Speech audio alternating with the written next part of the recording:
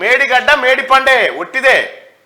బ్యారేజీకి 3625 కోట్లు, అవినీతితో 3200 కోట్లు వృధా. సోడిగా బ్యారేజ్కి అయింది ఎంత ఖర్చు? 3625 కోట్లు అయితే అందులో అవినీతి ఎంత? 3200 కోట్లు వృధా. 32 మంది అధికారులకు పాత్ర. బ్యారేజీ నిండా సమస్యలే, రిపేరు చేసినా నిరుపయోగమే. విజిలెన్స్ ప్రాథమిక అంచనా, త్వరలోనే మధ్యంతర నివేదిక. మరమ్మతులకు 500 కోట్లకు పైనే అంచనా వేసిన నిర్మాణ సంస్థ అంటూ ఒక వార్త. ఇప్పుడు కాళేశ్వరాన్ని రిపేరు చేసినా లాభం లేదు, రిపేర్ చేస్తే ఉల్టా పైసలు అంతే. చేయకపోతేనేమో కాంగ్రెస్ వాళ్ళకి శాత కాలేదు, గిది కూడా చేయలేదు, తచ్చడి మచ్చెత్తలేదని కేసీఆర్. తచ్చడి మచ్చెత్తుతుంది కూడా ఇప్పుడు అవకాశం లేకుండా చేశాడు కేసీఆర్. ఈ పాపం ఎవరిదా? కాళేశ్వరం పాపం మీకు ఊరికేనే తగులుతుందా కేసీఆర్? నిజంగా చెప్తున్నా కదా, నీ అంత దుర్మార్గ ముఖ్యమంత్రి భూమి మీద ఎవడు ఉండడు. ఇక చీచీ ఇగో ఏం చెప్పింది చూడు. విజిలెన్స్ మేడిగడ్డ ప్రాజెక్టు నిర్మాణంలో జరిగిన అవినీతితో 3200 కోట్లు వృధా అయినట్లు విజిలెన్స్ అండ్ ఎన్ఫోర్స్మెంట్ విభాగం ప్రాథమిక అంచనాకు వచ్చింది. ఈ వ్యవహారంలో 32 మంది అధికారుల పాత్ర ఉందని నిర్ధారించింది. 32 మంది అధికారులు.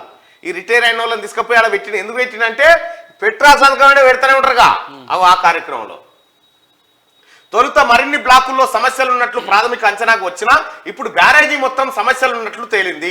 మరమ్మతులు చేసినా నిరుపయోగమేనని విజిలెన్స్ భావిస్తోంది. ఈ మేరకు ప్రభుత్వానికి త్వరలో మధ్యంతర నివేదికను అందజేసేందుకు సిద్ధమైంది. కాళేశ్వరం ప్రాజెక్టులో భాగంగా నిర్మించిన మేడిగడ్డ బ్యారేజీ కుంగిపోవడంపై విజిలెన్స్ విచారణకు ఈ నెల 7న ప్రభుత్వం ఆదేశాలు జారీ చేసిన విషయం తెలిసిందే. ఆ తర్వాతి రోజు నుంచే విజిలెన్స్ అధికారులు బృందాలుగా విడిపోయి విచారణను వేగవంతం చేశారు. ఈ నెల 9న రాష్ట్ర వ్యాప్తంగా 10 ప్రాంతాల్లో సోదాలు చేపట్టారు. 45 కేటగిరీల్లో సమాచారాన్ని నీటిపారుదల శాఖ అధికారుల నుంచి సేకరించారు. హైదరాబాద్ లో ప్రధానంగా ఈఎన్సీ నేతృత్వంలోని ప్రాజెక్ట్ అండ్ మానిటరింగ్ విభాగం, నీటిపారుదల శాఖలోని సెంట్రల్ డిజైన్ ఆర్గనైజేషన్, హైడ్రాలజీ విభాగాల్లో సోదాలు చేసి కాళేశ్వరంతో ముడిపడి ఉన్న ఫైళ్లను స్వాధీనం చేసుకున్నట. ఇక ఇంత అన్నం ముద్ద కలిపి కాళేశ్వరానికి పిండం పెట్టరు నాయన. అయిపోయింది కాళేశ్వరం. పిండ ప్రదానం చేసేది కాళేశ్వరం కథ కంచికి చేరింది. ఇక కాళేశ్వరం అనే టాపిక్ లేదు, ఒడిచిపోయింది. అయితే గౌరవ ముఖ్యమంత్రి గారికి, ఈ రాష్ట్ర ప్రభుత్వానికి ఇందులో పాల్గొన్నటువంటి 32 మంది అధికారులు, కేసీఆర్, కేటీఆర్, హరీష్ రావు, కవిత, అందులో పాల్గొన్నటువంటి ఇతర రాజకీయ నాయకుల మీద తక్షణమే ఎఫ్ఐఆర్ నమోదు చేయండి. ప్రాథమిక అంచనా ఎట్లాగో నివేదిక ఇచ్చింది విజిలెన్స్ కమిటీ కాబట్టి ఖచ్చితంగా వీళ్ళ మీద ఎఫ్ఐఆర్ను నమోదు చేసి అధికార దుర్వినియోగం, అవినీతి, బంధుప్రీతి ఈ అన్ని కార్యక్రమాలకు పాల్పడ్డటువంటి కేసీఆర్ కుటుంబం పైన తక్షణమే ఎఫ్ఐఆర్ నమోదు చేయాలి. వాళ్ళపైన క్రిమినల్ కేసులు పెట్టాలి. ఇది క్రిమినల్ ఇంటెన్షన్ ఉంది దీంట్లో అనేది నివేదికలో కూడా పేర్కొనబడింది. కాబట్టి ఇప్పుడు ఎవడన్నా ఒక చిన్న ఇనుప ముక్క దొంగతనం చేస్తేనే వారి మీద కేసు పెట్టి విచారణ అంటారు. మరి లక్షల కోట్ల రూపాయల విలువైన కాళేశ్వరాన్ని ఖతం చేసిన కేసీఆర్ కుటుంబం మీద కేసులు పెట్టాలా వద్దా? కేసీఆర్ కుటుంబాన్ని జైలుకు పంపాలా వద్దా? ప్రజలారా మీ అభిప్రాయాన్ని కూడా తెలియజేయండి. మూలకారకుడే కేసీఆర్, ప్రతి అవినీతికి మూలకారకుడే కేసీఆర్. కాళేశ్వరం పేరుతో దోపిడీకి పాల్పడ్డ కేసీఆర్ ఫ్యామిలీని అరెస్టు చేయాలా వద్దా? కేసీఆర్ ఫ్యామిలీని అరెస్టు చేయాలి అనుకుంటే మీరు పైన దాన్ని, కేసీఆర్ ఫ్యామిలీని అరెస్టు చేయొద్దు అనుకుంటే కింది దాన్ని మీరు క్లిక్ చేయండి. మీ అభిప్రాయం తెలియజేయండి. తప్పు చేసిన ప్రతి ఒక్కరు జైలుకు వెళ్లాల్సిందే.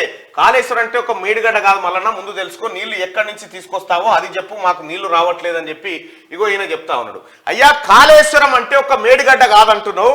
ఆ రంగంలో నేను చదివి ఉన్నాయా. ఇప్పుడు వస్తున్న నీళ్ళేవి మేడిగడ్డ నీళ్లు, కాళేశ్వరం నీళ్లు కాదు. అవి SRSP, flood flow canal, Kakatiya canal. కొద్దిగా సబ్జెక్టు పైన మీరు అవగాహన పెంచుకుంటే మీకు కూడా అర్థం. 5 ఏళ్ల కిందనే దీని కథ చెప్పిన నేను. ఇక్కడ కాళేశ్వరం పేరుతో దోపిడీకి పాల్పడ్డ కేసీఆర్ ఫ్యామిలీని అరెస్టు చేయాలా వద్దా?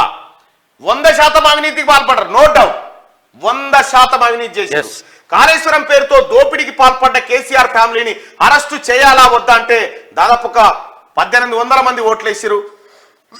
ఒక 2000 ఓట్లు చూద్దాం. ఎవరిని కూడా ఉపేక్షించకూడదు.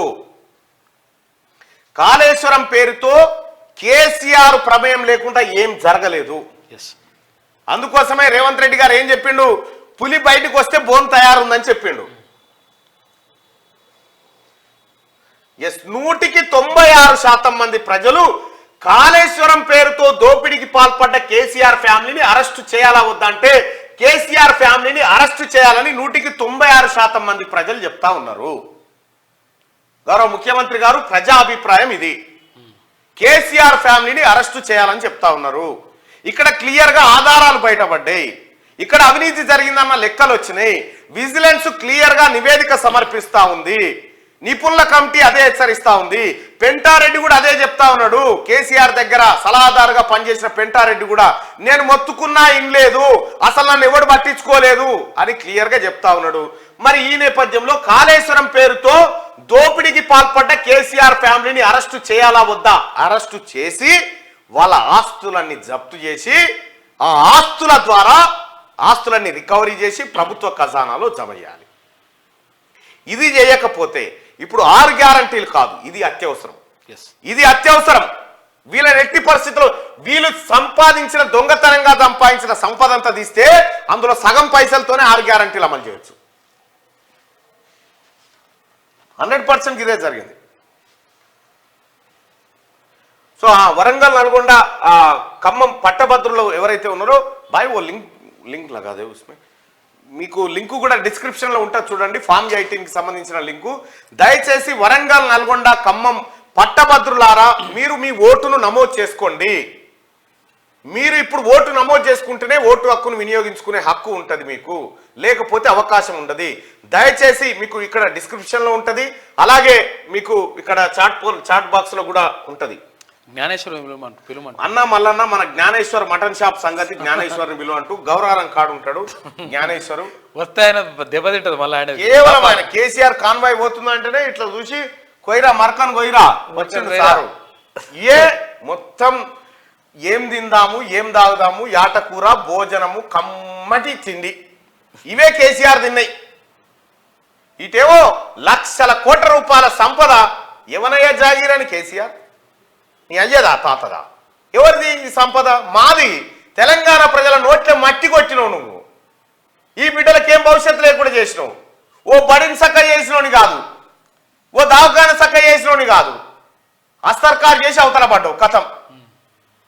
ఏముండే కేసీఆర్ కట్టిన ఏ ప్రాజెక్ట్ ఆయన డబుల్ బెడ్రూమ్ ఇల్లు ఎంత అందామో అది అంతే.